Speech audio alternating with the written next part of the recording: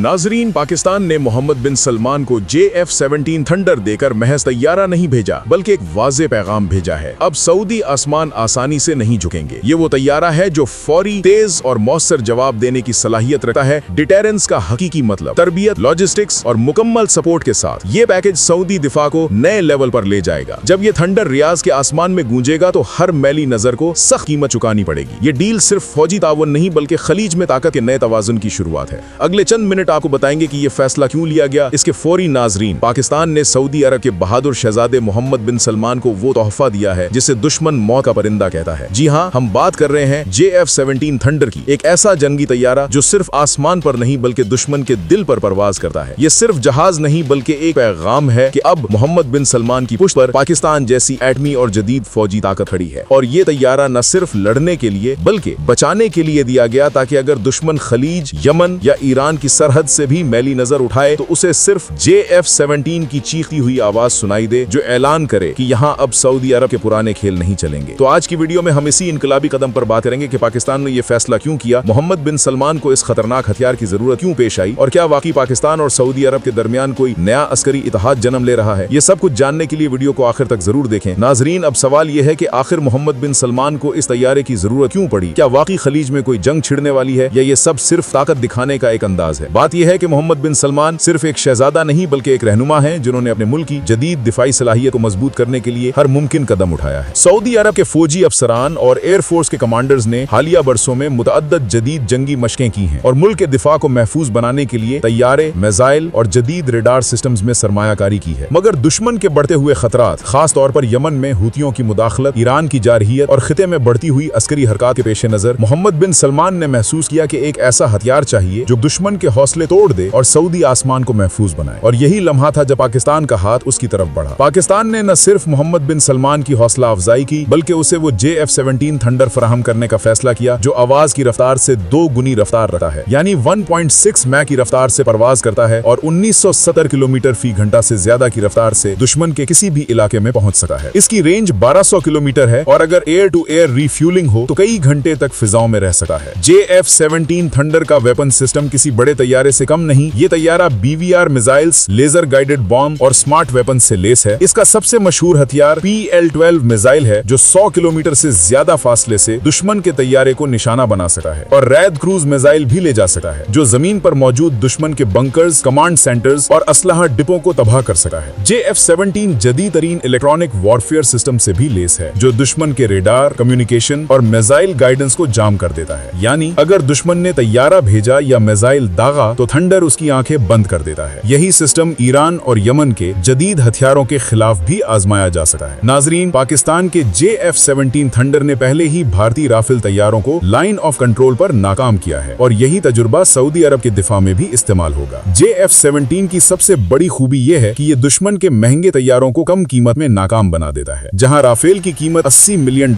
है, वहीं JF-17 सिर्फ $25 मिलियन में तैयार हो जाता है। यानी एक राफेल के बजाय सऊदी अरब 7 JF-17 हासिल कर सकता है और इन्हें मैदान में ज्यादा मौसर तरीके से इस्तेमाल कर सकता है। ये तैयारा पाकिस्तान ने खुद तैयार किया है, मतलब पाकिस्तान के पास इसकी मुकम्मल टेक्नोलॉजी, पुर्जे, सॉफ्टवेयर और मरम्मत का निजाम मौजूद है। सऊदी अरब अगर ये तैयारा हासिल करता है तो पूरा पैकेज मिलेगा, सिर्फ जहाज नहीं बल्कि तरबियत, लॉजिस्टिक्स और सपोर्ट भी। और यही चीज मोहम्मद बिन सलमान को एतमाद देती है कि वो दुश्मन के सामने डट कर खड़े हो सके, क्योंकि उनकी पुष्ट पर वो परिंदा है जो मौत की तरह खामोश आता है मगर दुश्मन के लिए कयामत बन जाता है। नाजरीन, सऊदी अरब की जगराफियाई हैसियत इंतहाई अहम है। खलीज, यमन की सरहद, इराक और ईरान के करीबी इलाकों पर यह तैयारा फौरी रिस्पॉन्स देने के लिए इस्तेमाल होगा। एयरबेस रियाज, जजान और दमाम से JF-17 फिजाओं में उड़कर किसी भी खतरे का फौरी जवाब दे सकता है। मुल्क की फौजी ताकत में ये इजाफा एयरफोर्स की सलाहियत को बढ़ाएगा और बहरी और जमीनी ऑपरेशंस में भी ताउन करेगा। मोहम्मद बिन सलमान के तहत सऊदी अरब की जदीद फौजी मशीनरी के साथ ये तैयारा दहशतगर्दी, गैर कानूनी मुदाखलत और दुश्मन की जारहियत के खिलाफ एक मजबूत दिफाई ब्लॉक कायम करेगा। नाजरीन, पाकिस्तान और सऊदी अरब का ये इत्तेहाद सिर्फ दोस्ती नहीं बल्कि एक अस्करी ब्लॉक है जो खलीज, मशरिक वुस्त और अफ्रीका के जनूबी मगरबी किनारे तक असर अंदाज हो सकता है। सऊदी अरब की फौजें, पाकिस्तान का मशवरा और JF-17 थंडर की ताकत मिलकर दुश्मन के मंसूबों को नाकाम कर सकती है। नाजरीन, अगर आने वाले महीनों में हम देखें कि सऊदी अफसरान पाकिस्तान में तरबियत हासिल कर रहे हैं या पाकिस्तान के मशीर रियाज और दमाम में नए दिफाई मंसूबे पर काम कर रहे हैं तो ये हैरानी की बात नहीं होगी।